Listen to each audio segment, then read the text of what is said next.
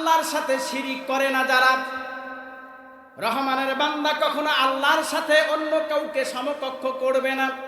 আমাদের সমাজে দেখা যায় একদল ভণ্ড পীর আছে, ফকির আছে, এরা দেখা যায় কিছুক্ষণ বাবার নামে জিকির করে, আবার কিছুক্ষণ আল্লাহর নামে জিকির করে। ঠিক কিনা বলেন? বাবার নামে জিকির, গোলাপ বাবা, শাহ আলী বাবা, ও মুর্শিদ, ও কি বলে টান্দার, খাজা বাবা, মার হাবা মার হাবা, ল্যাংটা বাবা, বিড়ি বাবা, লাঠি বাবা আছে না? বিড়ি বাবার দরবারে যে নিয়েতে যাবেন, বিড়ি খাইলে নাকি সব ভালো হয়ে যায়। নাউজুবিল্লাহ বলে। ভাইয়েরা আমার, এই মাজারে যারা আমরা মানত করি, মনে রাখবেন মাজারে মানত করা হারাম। টাকা পয়সা দরকার কার? মৃত্যু লোক তার না জীবিত লোকের? ঢাকায় আমি গোলাপ সার মাজারে গিয়েছিলাম।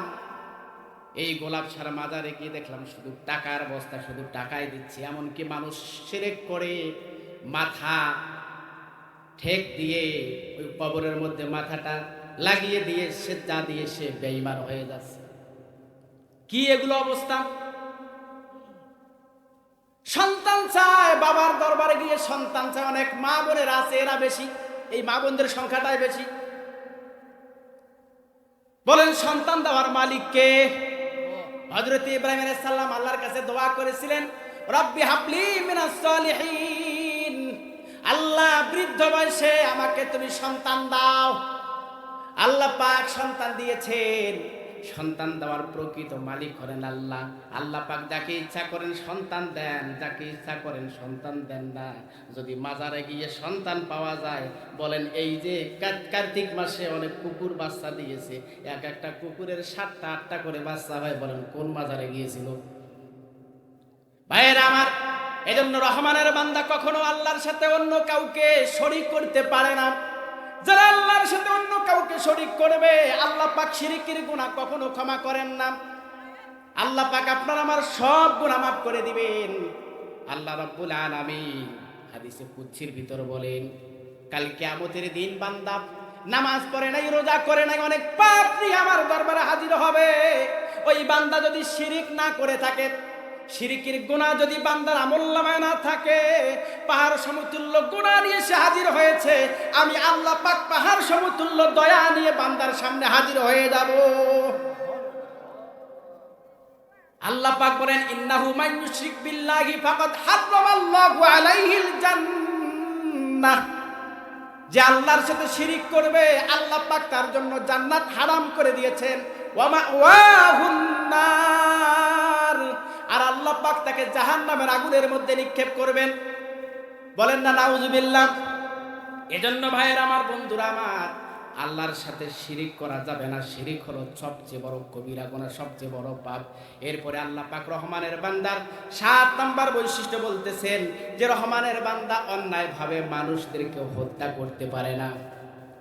আল্লাহ পাক বলেন, ওয়ালা ইয়াকতুলুনান নাফসাল্লাতী হারামাল্লাহু ইল্লা বিল হাক্কি ওয়ালা ইয়াজনুন। দেখুন, আল্লাহু আকবার। রহমানের বান্দার 7 নাম্বার গুণ হলো, রহমানের বান্দা অন্যায়ভাবে কখনো মানুষ হত্যা করতে পারে না। অন্যায়ভাবে যারা মানুষকে হত্যা করবে, এটা সবচেয়ে বড় জুলুম হবে। আল্লাহ পাক কাল কিয়ামতের দিন আল্লাহর হক যেগুলো রয়েছে ইবাদতের মধ্যে, নামাজের হিসাবটা আগে নেবেন বান্দার কাছ থেকে। যখন বান্দার হকের বিচার শুরু করবেন, সর্বপ্রথম বিচার করবেন মানুষ হত্যার বিচার। মানুষ খুন করে, যারা মানুষ খুন করে এদের বিচার হবে। কাবিলের বিচার হবে। সর্বপ্রথম সে মানুষকে হত্যা করেছিল। আদম আলাইহিস সালামের 2 জন সন্তান ছিল, হাবিল কাবিল। ভাইয়ে ভাইয়ে দ্বন্দ্ব করে এক ভাই আরেক ভাইকে হত্যা করেছে। এই হত্যার রাজনীতি সেখান থেকে শুরু হয়েছে। সেই হত্যার রাজনীতি এখনো আছে না নাই? এই যে দেখেন, ওসমান হাদি নামে একটা ভাই, বর্তমান প্রেক্ষাপটের কথা বলতে হয়, জুলাই আন্দোলনের অন্যতম মুখপাত্র ওসমান হাদি। এই গণ অভ্যুত্থানের জুলাই আন্দোলনের একজন বড় নেতা, গত পরশুদিন তাকে কি করা হয়েছে, তার মাথায় গুলি চালানো হয়েছে হত্যার উদ্দেশ্যে। আচ্ছা বলে, মানুষ হত্যা করা এর চেয়ে জঘন্য কাজ হতে পারে? আর এই হত্যার বিচার তো আমাদের দেশে নাই, কাজে এই হত্যা বন্ধ হবে কেমনে? হত্যার বিচার আছে বলেন? কত মানুষ হত্যা করা হয়েছে, কত মানুষকে হত্যা করা হয়েছে। এই হত্যার বিচারগুলো যদি কোরআন দিয়ে হইতো, কোরআন দিয়ে যদি হত্যার বিচার হইতো, আল কিসাস বিল কিসাস, আপনি মাথায় গুলি করেছেন, আপনাকেও ধরে আপনার মাথায় গুলি করা হবে। আপনি তাকে জবাই করেছেন, জবাই দিয়েছেন, আপনাকেও জবাই দিয়ে হত্যা করা হবে। এটাই ইসলামের বিধান। এই আইন যদি থাকতো, বলেন কেউ কি এরকম মানুষ হত্যা করার দুঃসাহস দেখাতো? দেখাইতো।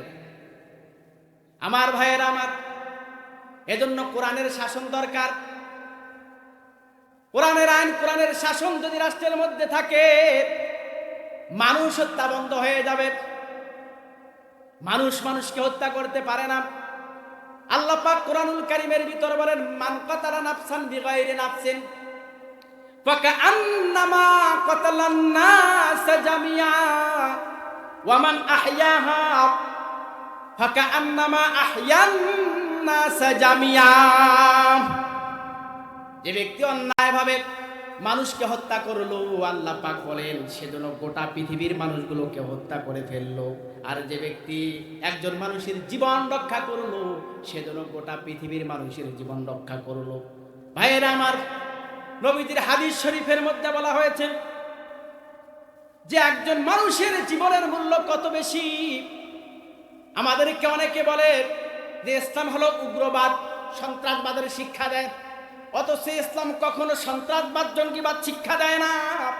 ইসলাম বলেছে যখন যুদ্ধ চলবে অমুসলিমদের সাথে, তখন নারীরা নিরাপদ থাকবে, নারীদেরকে হত্যা করা যাবে না, শিশুরা নিরাপদ থাকবে। চিকিৎসা স্থাপনায়, হাসপাতালে, সেখানে মানুষ মারা যাবে না। অনেক বিধিনিষেধ দিয়েছে ইসলাম। আমার ভাইয়েরা, আমার বন্ধুরা, নবীজি হাদিসের মধ্যে কি বলতেছেন যে একজন মানুষের জীবনের মূল্য, একজন মানুষের জীবনের দাম পবিত্র কাবা শরীফের চেয়ে বেশি দামি। জোরে কন্যা সুবহানাল্লাহ।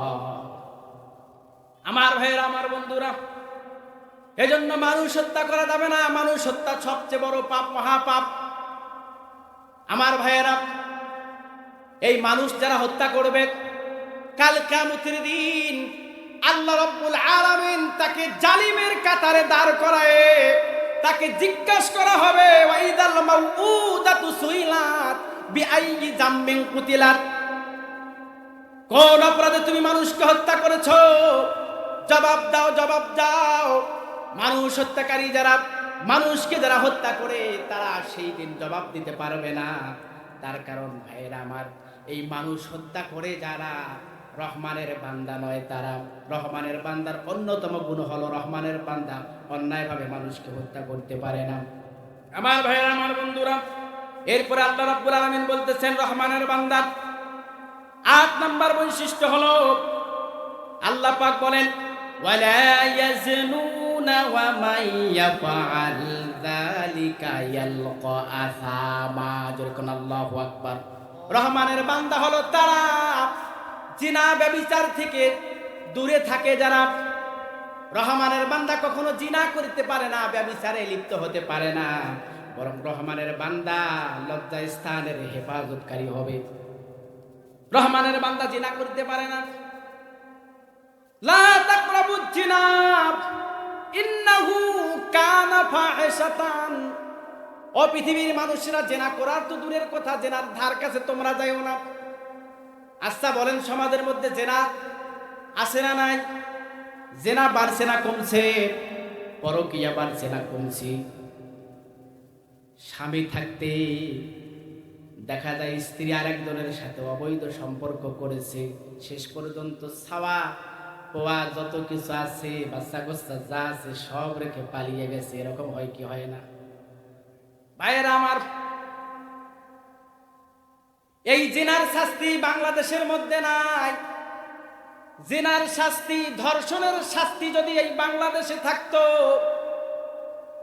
আজকে ওই আসিয়ার মতো, মাগুরার আসিয়ার মতো 8 বছরের মেয়ে, সে ধর্ষণের শিকার হয়ে কাঁদতে কাঁদতে দুনিয়া থেকে চলে যেত না।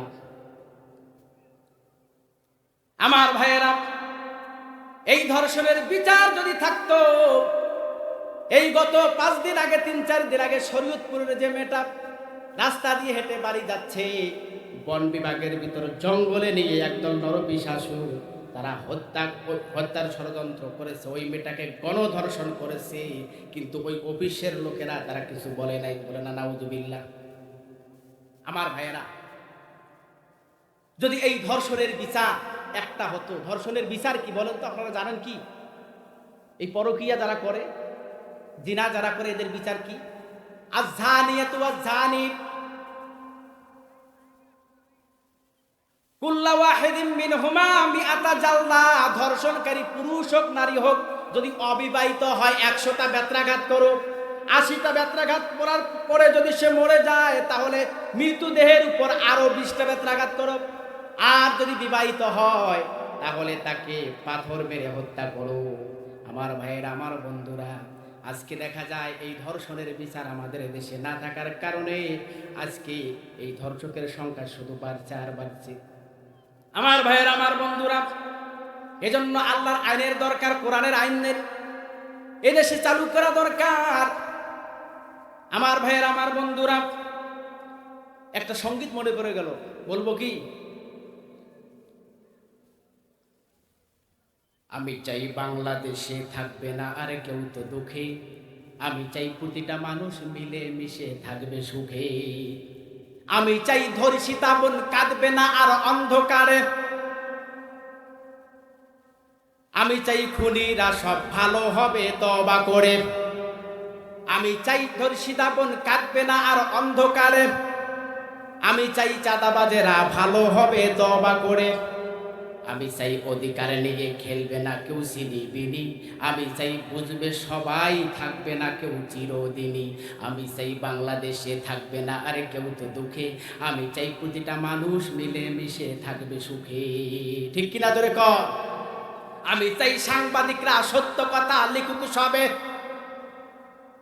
আমি চাই পত্রিকাগুলো সত্য সংবাদ প্রচার করুক ভবে, আমি চাই দাদার দেশের, আমি চাই ইন্ডিয়ান সব চ্যানেলগুলো বন্ধ হবে, আমি চাই ইসলামী টিভি চ্যানেল খোলা রবে। ঠিক কিনা ধরে কর? আমি চাই সংসদ থেকে বলবে সবাই আল্লাহর কথা, আমি চাই নেতারা সবাই মুছে দিবে দুঃখের ব্যথা। ঠিক কিনা বলেন? নেতারা দেখবেন ক্ষমতায় যাওয়ার আগে বলে আমরা ক্ষুধামুক্ত দেশ গড়ব, দারিদ্রতা মুক্ত দেশ গড়ব, ক্ষুধা দূর করে দেবো, জনগণের অধিকার আদায় করব। দেখা গেছে যে ক্ষমতায় যাওয়ার পরে তাদের এমন অবস্থা হয়, ওই 5 বছরে নিজের ক্ষুধাটায় তারা মিটাতে পারে না। ঠিক কিনা বলেন? এজন্য আমাদের ভাইয়েরা, এই দেশকে ক্ষুধা মুক্ত করতে হলে, এই দেশকে ধর্ষণ মুক্ত করতে হলে, সন্ত্রাস মুক্ত করতে হলে ইসলামী শাসন ব্যবস্থার দরকার আছে। আল্লাহওয়ালা লোকেরা তারা যদি শাসন ব্যবস্থা হাতে গ্রহণ করে, কোরআনের আইন দিয়ে যদি বিচার ফয়সালা করে, চোরের বিচার চুরি করলে হাত কাটা, ধর্ষণের বিচার পাথর মেরে তাকে হত্যা করা, এই আইনগুলো যদি চালু করা হয়, এই দেশ ধর্ষণ মুক্ত হবে, এই দেশ সুদ মুক্ত হবে, এই দেশ ঘুষ মুক্ত হবে। জোরে বলার কথা ঠিক কিনা? আমার ভাইয়ের, আমার বন্ধুরা, রহমানের বান্দারা কখনো ব্যভিচারে লিপ্ত হতে পারে না। রহমানের বান্দা হবে মানুষের লজ্জাস্থানের হেফাজতকারী। যেরকম আল্লাহু আকবার। এই লজ্জাস্থানের হেফাজত করতে হলে আবার 2টা কাজ করতে হবে। কয়টা কাজ করতে হবে? সঠিক সময় বিবাহ করতে হবে, আর কি করতে হবে? মানে পর্দা করতে হবে। যে সঠিক সময়ে বাচ্চাদের আমাদের বিবাহ দেওয়ার দরকার আছে না নাই? সঠিক সময় বিবাহ না দেওয়ার কারণে আজকে পরকীয়ার সংখ্যা বেড়ে যাচ্ছে। এই যে আপনার ছেলে, আপনার মেয়েটা বড় হয়েছে, বিবাহ দিচ্ছেন না, যতগুলো পাপ কাজ করবে আপনার আমল নামায় এর একটা অংশ আসতে থাকে। বলেন নাউজুবিল্লাহ। এজন্য আমি বলেছি, বিবাহ করলে 5টা লাভ। বলেন কয়টা লাভ? চোখের হেফাজত হবে, লজ্জাস্থানের হেফাজত হবে, নানা রোগ ব্যাধি থেকে মুক্তি পাবে, আর কি হবে? ঈমান বৃদ্ধি পাবে, রিজিক বৃদ্ধি পাবে। যখন আল্লাহু আকবার। বলে হুজুর রিজিক পাবে কেমন করে?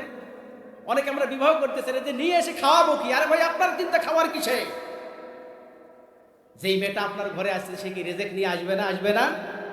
সে তো রেজেক নিয়ে আসবে। নবীদের কাছে এক সাহাবা আসছেন, হুজুর অভাব ছাড়ে না, বিবাহ করেছে, আরেকটা করো আরেকটা করো। 4টা বিবাহ করেছে, হুজুর অভাব দূর হয়ে গেছে। আল্লাহু আকবার। 4টাকে কাজে লাগিয়ে দিচ্ছিল, সেলাই মেশিন দিয়ে 4টাকে কাজে লাগিয়ে দিয়েছি, অভাব দূর হয়ে গেছে। আল্লাহু আকবার বলেন। এজন্য সতীত্বের হেফাজত করতে হলে,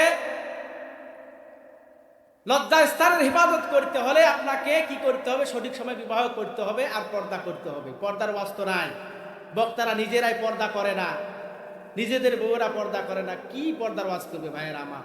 এজন্য মা বোনেরা যদি তারা পর্দা করে চলে, বলেন ধর্ষণ হবে, ধর্ষণ কমে যাবে। পর্দা করে চলতে হবে। পর্দার ওয়াজ আমার করার সময় নেই, সময় সংক্ষেপ। আমি কয়েকটা পয়েন্টের উপর আলোচনা করতেছি, 12টি পয়েন্ট, যে রহমানের বান্দার গুণ, 12টি গুণের এই 12টি বৈশিষ্ট্য যদি রহমানের বান্দা গ্রহণ করতে পারে তাহলে জান্নাত দিবেন কে? আরো জোরে বলেন কে? আপনাদের কষ্ট হচ্ছে? এই আর মাত্র হয়তোবা 4টি পয়েন্ট বাকি আছে। এই 4টি পয়েন্টের উপর সংক্ষিপ্ত আলোচনা করে ইনশাল্লাহ আমি শেষ করে দেব। আমার ভাইয়ের, আমার বন্ধুরা, রহমানের বান্দা আল্লাহ পাক এই গুণের কথাগুলো বলতেছেন যে রহমানের বান্দা সে জিনা করতে পারে না, রহমানের বান্দা মানুষ হত্যা করবে না, আল্লাহর সাথে শিরিক করবে না। এই কাজগুলো থেকে যদি রহমানের বান্দা দূরে থাকে, আল্লাহ রাব্বুল আলামিন তাদের ব্যাপারে সুখবর দিচ্ছেন। আল্লাহ পাক বলেন, ইল্লা মান তাবা ওয়া আমানা ওয়া আমিলা সলিহান ফাউলাইকা। আল্লাহ পাক বলেন, ইল্লা মান তাবা ওয়া আমানা ওয়া আমিলা আমালান সলিহান ফাউলাইকা ইউবাদদিলুল্লাহু সাইয়্যাতিহিম হাসানাত। এরকম আল্লাহু আকবার। কেউ যদি এই পাপ কাজগুলো থেকে দূরে থাকতে পারে, আল্লাহ রাব্বুল আলামিন ওই বান্দা যে গুনাহগুলো করেছে এগুলোকে মুছে দিয়ে আল্লাহ পাক ওই সমপরিমাণ গুনাহকে নেকিতে পরিণত করে দিবেন। যেরকম আল্লাহু আকবার। এরপর আল্লাহ পাক রব্বুল আলামিন রহমানের বান্দার 9 নাম্বার বৈশিষ্ট্য বলতেছেন, ওয়াল্লাযীনা লা ইয়াশহাদুনা যুর। যেরকম আল্লাহু আকবার। আল্লাহ পাক বলেন রহমানের বান্দা তারা কখনো মিথ্যা সাক্ষী দিতে পারে না। রহমানের বান্দা হলো তারা মিথ্যা সাক্ষী দেয় না যারা। বলেন সমাজের মধ্যে মিথ্যা সাক্ষী আছে না নাই?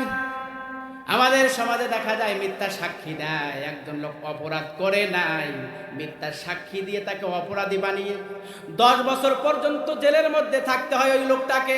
আমরা দেখেছি এই ধর্ষণের অপবাদ দিয়ে, মিথ্যা সাক্ষী দিয়ে, এমনকি চিকিৎসার নামে হত্যা করা হয়েছে। ঠিক কিনা জোরে বলেন? মিথ্যা সাক্ষী দেওয়া যাবে না। মিথ্যা সাক্ষী যারা দিবে আল্লাহ পাক তাদেরকে কি করবেন? হাদিস শরীফ থেকে বলতেছি, আল্লাহ নবী সাল্লাল্লাহু আলাইহি ওয়াসাল্লাম তিনি সাহাবাদেরকে বললেন, ও সাহাবারা তোমরা জানো কি সবচেয়ে কবিরা গুনাহ 3টি, বড় সবচেয়ে কবিরা গুনাহ 3টি কি কি তোমরা জানো কি? সাহাবারা বললেন, ইয়া রাসূলুল্লাহ, না আমরা তো জানি না, আপনি আমাদেরকে জানিয়ে দেন সবচেয়ে কবিরা গুনাহ কি কি? নবীজি বললেন, আল ইশরাকু বিল্লাহ। 1 নাম্বার বড় কবিরা গুনাহ হলো আল্লাহর সাথে শিরিক করা, হুকুকুল ওয়ালিদাইন। 2 নাম্বার সবচেয়ে বড় কবিরা গুনাহ হলো পিতা মাতার অবাধ্য হওয়া। আজকে অনেক সন্তান আমরা মা বাবাকে কষ্ট দেই। এ ভাই এ বোন শুনে রাখো, এই মা বাবা তোমার আমার জন্য সবচেয়ে বড় নেয়ামত। দুনিয়াতে মা বাবাকে পেয়েছো, এই মা বাবাকে যদি খুশি করো আল্লাহ খুশি হবে। আর যদি এই মা বাবাকে কষ্ট দাও, যত বড় তুমি আলেম হও না কেন, এমপি মন্ত্রী, যত বড় আল্লাহর কুতুব হও না কেন, কোনো আমল তোমার আল্লাহর দরবারে কবুল হবে না। আর যদি ওই মা বাবার দিকে নেক নজরে তাকাও, নবী করিম সাল্লাল্লাহু আলাইহি ওয়াসাল্লাম বলেছেন, সন্তান যদি মা বাবার দিকে নেক নজরে তাকায়, আল্লাহ রাব্বুল আলামিন কবুল হজের সওয়াব বান্দার আমলনামায় লিখে দেয়। মায়ের দোয়া লও হে যুবক, মায়ের দোয়া লও, বাবার দোয়া লও হে যুবক, বাবার দোয়া লও। বিপদে পড়বে না তুমি যখন যেথায় যাও, মায়ের দোয়া লও হে যুবক, মায়ের দোয়া লও, বাবার দোয়া লও হে যুবক, বাবার দোয়া লও। যেরকম আমিন। আমার ভাইয়ের, আমার বন্ধুরা, নবীজি বললেন সবচেয়ে কবিরা গুনাহ তিনটি। 1 নাম্বার আল্লাহর সাথে শিরিক করা, 2 নাম্বার পিতামাতার অবাধ্য হওয়া, আর যখন 3 নাম্বার কথাটা বললেন সবচেয়ে কবিরা গুনাহ কোনটি, নবীজি হেলান দেওয়া ছিলেন। আল্লাহর নবীজি তখন ফাজালাসা, নবীজি বসে গেলেন আর বললেন আলা শাহাদাতুজ জুর, আলা শাহাদাতুজ জুর, তোমরা মিথ্যা সাক্ষী দিও না, মিথ্যা সাক্ষী দিও না। নবীজি এক নিঃশ্বাসে শুধু বারবার বলতেছেন তোমরা মিথ্যা সাক্ষী দিও না। আমি দেখলাম যদি নবীজি আরো নিঃশ্বাস থাকতো, নবীজি বারবার শুধু বলতেন তোমরা মিথ্যা সাক্ষী দিও না, মিথ্যা সাক্ষী দিও না। মিথ্যা সাক্ষী কত বড় জঘন্য কাজ! কেউ যদি মিথ্যা বলে, মিথ্যা সাক্ষী দেয়, শরীয়তের শাস্তি হলো তাকে 40টা বেত্রাঘাত করো, নাকে মুখের মধ্যে চুনকালি লাগিয়ে দাও, জেলখানার মধ্যে ঢুকে দাও। ভাইরা আমার, এজন্য মিথ্যা সাক্ষী দেওয়া যাবে না। রহমানের বান্দার আল্লাহ রাব্বুল আলামিন 10 নাম্বার গুণের কথা বলতেছেন, ওয়া ইযা মাররু বিল্লাগwi মাররু কিরামা। যেরকম আল্লাহু আকবার। রহমানের বান্দা হলো তারা অনর্থক কথা কাজ থেকে বিরত থাকে যারা। রহমানের বান্দা কখনো অনর্থক কথা বলতে পারে না, অনর্থক কাজ করতে পারে না। রহমানের বান্দা সন্ধ্যা হলে পরে ওই চায়ের দোকানে বসে ওই টিভির মধ্যে ছবি দেখতে পারে না। দেখে কি দেখে না? অনেক বাবাজি আছেন দাড়ি চুল পেকে গেছে, মাগরিবের নামাজ নাই, ইশার নামাজ নাই, ওই চায়ের দোকানে আপনি সময় কাটিয়ে দিচ্ছেন। দোকানদার ভাইদেরকে বলবো, ভাই ব্যবসাটাকে আল্লাহ পাক হালাল করে দিয়েছেন। যারা খাঁটি ব্যবসায়ী, যারা সৎ ব্যবসায়ী, যারা নবী সিদ্দিকিনদের সাথে তাদের হাসর নাচর হবে। কিন্তু আপনার ওই চায়ের দোকানে টেলিভিশনটা ওখানে দিয়ে হারাম ছবি মানুষদেরকে দেখায় আপনার ব্যবসায় একটু হয়তোবা বেশি বিক্রি হতেছে, একটু লাভ বেশি করতেছেন, কিন্তু ওই হারাম জিনিসটা দোকানে থাকার কারণে, হারাম জিনিস মানুষ দর্শনের কারণে আপনার ব্যবসাটাও হারাম হয়ে যাচ্ছে। কি কষ্ট পাইলেন নাকি? মন খারাপ করার কিছু নাই রে ভাই। রহমানের বান্দা তারা কখনো অনর্থক কাজ, অনর্থক কথা বলতে পারে না। রহমানের বান্দার 11 নম্বর বৈশিষ্ট্য হলো আল্লাহ রাব্বুল আলামিন বলতেছেন, ওয়াল্লাযীনা ইযা যুক্কিরু বিআয়াতি রাব্বিহিম লাম ইয়াখিরু আলাইহা সুম্মাও ওয়া হুম ইয়ানাজুরুন। আল্লাহু আকবার। রহমানের বান্দা হলো তারা যাদের সামনে কোরআনের বিধান আসলে পড়ে মাথা নত করে কোরআনের বিধানকে মেনে নেয়, কোরআন বিমুখী জীবন যাপন করে না। যারা কোরআন বিমুখী জীবন যাপন করবে তাদের কি শাস্তি হবে? আল্লাহ রাব্বুল আলামিন সূরা তাহার 23, 24, 25 নম্বর আয়াতে সে কথাগুলো বলে দিয়েছেন। কোরআন বিরোধী যারা জীবন যাপন করবে, কোরআন যারা শিখবে না, কোরআন যারা মানবে না, কোরআনের আইন যারা বিশ্বাস করবে না, ইসলামী শরিয়া আইন যারা বিশ্বাস করবে না, আল্লাহ পাক তাদেরকে কি শাস্তি দিবেন? আল্লাহ পাক বলেন, ওয়ামান আ'রাদা আন যিকরি ফা ইন্না লাহু মাঈশাতান দনকা ওয়া নাহশুরুহু ইয়াওমাল কিয়ামাতি আ'মা। আল্লাহ পাক বলেন, ওয়ামান আ'রাদা আন যিকরি, যারা আমার কোরআন বিমুখী জীবন যাপন করবে, ফাইন্না লাহু মাঈশাতান দনকা, ওই বান্দার আমি জীবনটাকে সংকীর্ণ করে দেব। জীবন সংকীর্ণ করার 2টা অর্থ এসেছে। 1 নম্বর অর্থ হলো যে ওই বান্দার কবরকে আল্লাহ পাক সংকুচিত করে দিবেন। ওই বান্দাকে যখন কবরে রাখা হবে, এক পাজরের এমন ভাবে এক পাশের মাটি আর এক পাশের মাটির সাথে চাপ দিবে, এক পাজরের হাড় অপর পাজরের সাথে মিশে যাবে। আর একটা ব্যাখ্যা এসেছে, ওমান আ'রাদা আন যিকরি ফা ইন্না লাহু মাঈশাতান দনকা, তার জীবন সংকীর্ণ হবে। অর্থাৎ ওই লোকটা কোরআন বিমুখী জীবন যাপন করলে, কোরআনের জ্ঞান যদি তার ভিতরে না থাকে, কোরআনের যদি সে বিরোধিতা করে, আল্লাহ পাক তার জীবনকে সংকীর্ণ করবেন। অর্থাৎ জীবনে সে কোনোদিন শান্তি পাবে না, সুখে শান্তিতে থাকতে পারবে না। বিপদের পর বিপদ আসবে, দুনিয়ার বুকে সে ভালো অবস্থানে সে থাকতে পারবে না। ভাইয়েরা আমার, বন্ধুরা আমার, শুধু তাই নয়, যারা কোরআন বিমুখী জীবনযাপন করবে তাদেরকে আল্লাহ পাক কি করবেন? ওয়ানাহশুরুহু ইয়াউমাল কিয়ামাতি আ'মা। ওই বান্দাকে আল্লাহ পাক অন্ধ অবস্থায় হাসরের মাঠে উঠাবেন। কি অবস্থায় উঠাবেন? অন্ধ অবস্থায় উঠাবেন। চক্ষু অন্ধ অবস্থায় থাকবে। সে বলবে, ইয়া রাব্বি, হে আমার রব, দুনিয়ার বুকে আমার তো চক্ষু ছিল, আমার সুন্দর দুটি চক্ষু ছিল। ওয়াকাদ কুনতু বাসীরা, এই চক্ষু দিয়ে আমি তো সবকিছুই দেখতাম, কেন আমার চক্ষু আজকে নাই? অন্ধ করে কেন আমাকে উঠানো হলো? তখন আল্লাহ রাব্বুল আলামিন বলবেন, ক্বালা কাযালিকা আ'তাকা আয়াতুনা ফানাসিতাহা ওয়া কাযালিকাল ইয়াউমা তুনসা। তখন আল্লাহ পাক বলবেন, এ নাফরমান, দুনিয়াতে বসে তুমি কোরআন মানো নাই, কোরআন শেখো নাই, কোরআন তেলাওয়াত করো নাই, বরং কোরআনের পক্ষে যারা ছিল, ইসলামের পক্ষে যারা ছিল, সেই আলেম ওলামাদের তুমি বিরোধিতা করেছো। তোমার চোখে টুপিওয়ালা দাড়িওয়ালা তোমার চোখে দেখলেই তুমি বলতে যে এগুলো জঙ্গি, এগুলো রাজাকার, এগুলো মানবতা বিরোধী। আলেমদেরকে সম্মান করো নাই, কোরআন বিমুখী জীবনযাপন করেছো, যার কারণে কোরআন থেকে তুমি দূরে সরিয়ে গিয়েছিলে, যার কারণে আমি আল্লাহ পাক আজকে তোমাকে ছেড়ে দূরে সরে গেছি। কি অবস্থা হবে রে ভাই? এজন্য কোরআনের সাথে বেয়াদবি করা যাবে না, আলেমদের সাথে বেয়াদবি করা যাবে না।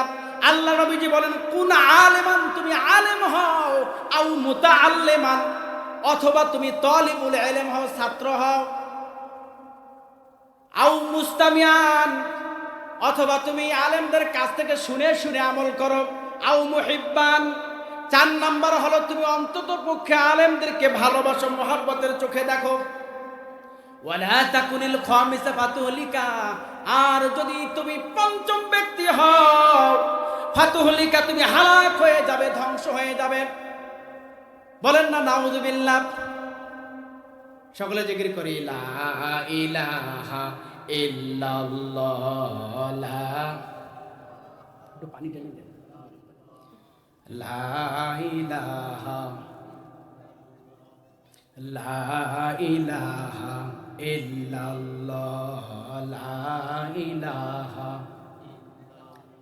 পাখির গানে গানে, হাওয়ার তানে তানে, পাখির গানে গানে, হাওয়ার তানে তানে, ওই নামের ওই সুর শোনা যায়, ওই নামের ওই সুর শোনা যায়, হলে আপন হারা। লা ইলাহা ইল্লাল্লাহ, লা ইলাহা, জোরে লা ইলাহা, লা ইলাহা, লা ইলাহা, লা ইলাহা ইল্লাল্লাহু মুহাম্মাদুর রাসূলুল্লাহ সাল্লাল্লাহু আলাইহি ওয়াসাল্লাম। আপনাদের কষ্ট হচ্ছে? আলোচনা শেষ করে দেব? থাকবেন তো ইনশাআল্লাহ? আলোচনা তো কেবল শুরু হলো, এখনো প্রধান অতিথি আছেন। শীতও কম, এই সময় দেখা যায় তো অন্য সময় অনেক শীত, ইনশাআল্লাহ শীতও কম আছে। আল্লাহর শুকরিয়া, আপনাদেরকে অনেক ধন্যবাদ জানাই। এই মাহফিলটা প্রতি বছর 2 দিন ব্যাপী মাহফিল হোক, এটা আমরা চাই কি চাই না? কারা কারা চাই হাত তুলে দেখাই। নারায়ে তাকবীর, আল্লাহু আকবার, নারায়ে তাকবীর, নারায়ে তাকবীর। আল্লাহ এই মাহফিলকে কবুল করুন, সকলে বলি আল্লাহুম্মা আমিন। আমার ভাইয়ের, আমার বন্ধুরা,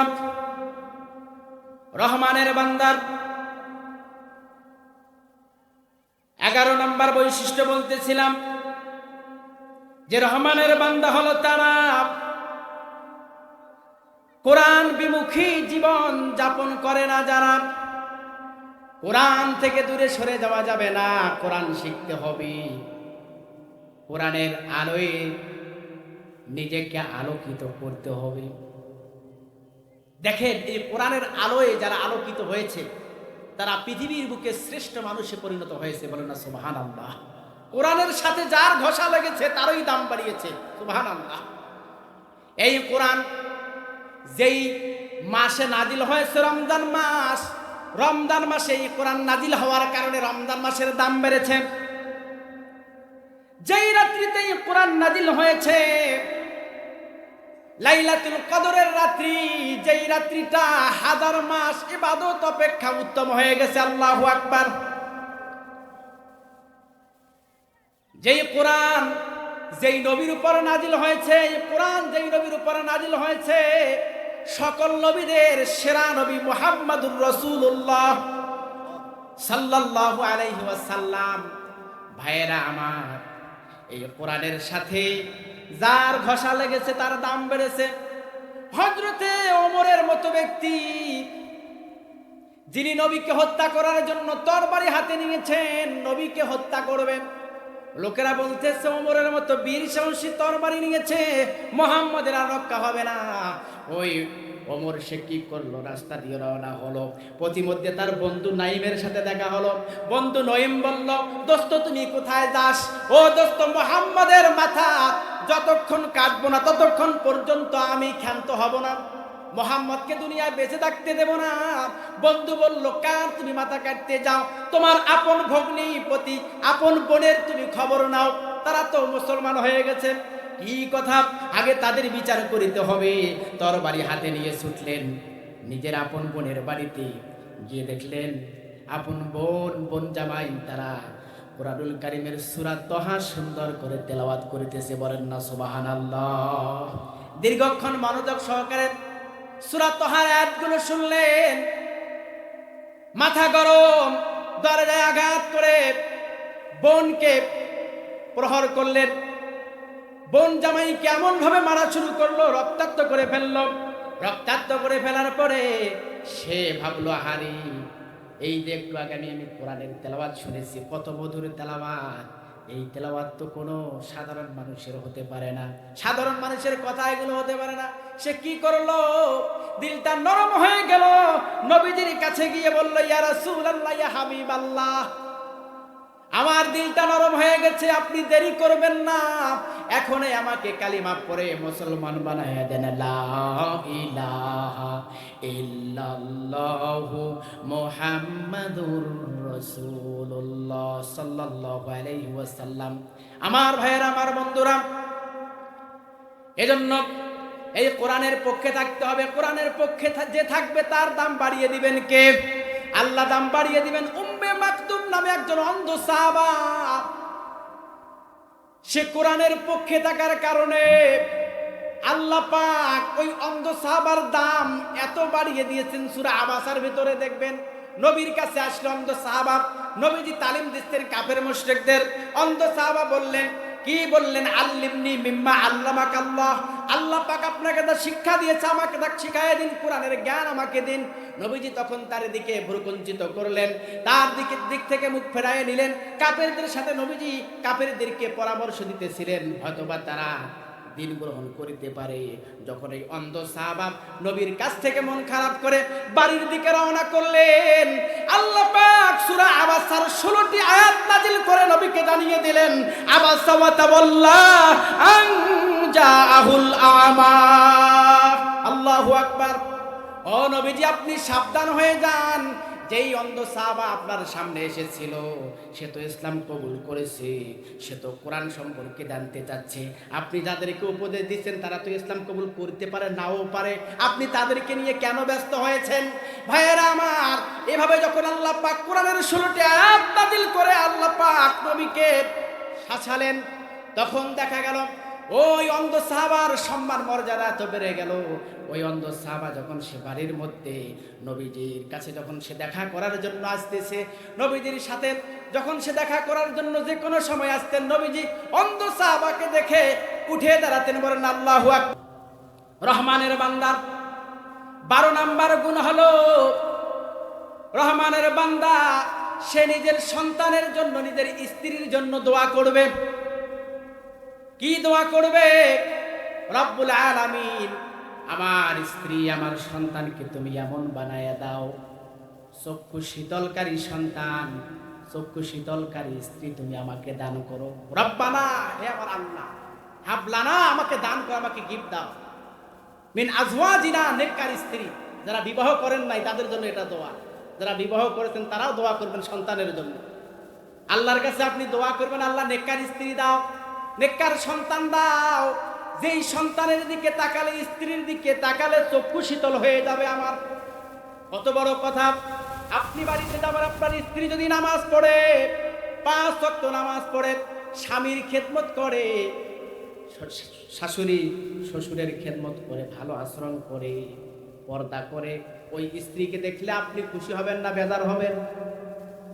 আপনার সন্তানটা 5 ওয়াক্ত নামাজ পড়ে, সুন্দর কোরআন তেলাওয়াত করে, মানুষের সাথে তার আচার ব্যবহার ভালো, সুন্দর আচার ব্যবহার তার, ওই সন্তানকে অবশ্যই দেখলে আপনার চক্ষু জুড়াইয়ে যাবে, চক্ষু শীতল হয়ে যাবে।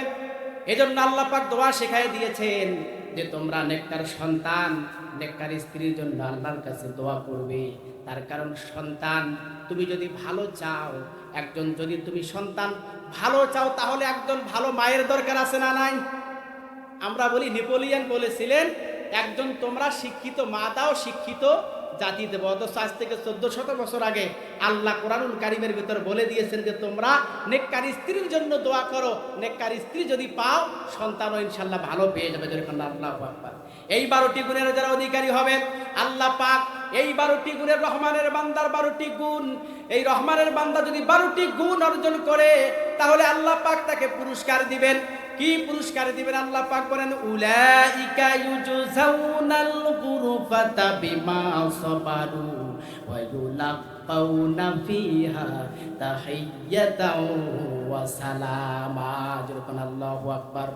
আল্লাহ রাব্বুল আলামিন এই রহমানের বান্দা যারা এই 12টি গুণের অধিকারী হবে, আল্লাহ পাক তাকে জান্নাত দিবেন। শুধু তাই নয়, ওই বান্দা যখন জান্নাতে আসবে, ওই বান্দাকে সংবর্ধনা দেওয়া হবে। ফেরেশতারা ফুলের তোড়া নিয়ে লাল গালিচা বিছাইয়ে দিয়ে তাকে মারহাবা, আহলান সাহলান সালাম দেবে। খালিদিনা ফিহা হাসুনাত মুস্তাকাররাও ওয়া মুকামা। ওই বান্দা ওই জান্নাতের মধ্যে চিরস্থায়ীভাবে থাকবে। ওই বান্দা জান্নাতের ভিতরে যখন যাবে, জান্নাতের নিয়ামত দেখে সে আর বের হতে চাইবে না। যেরকম আল্লাহু আকবার।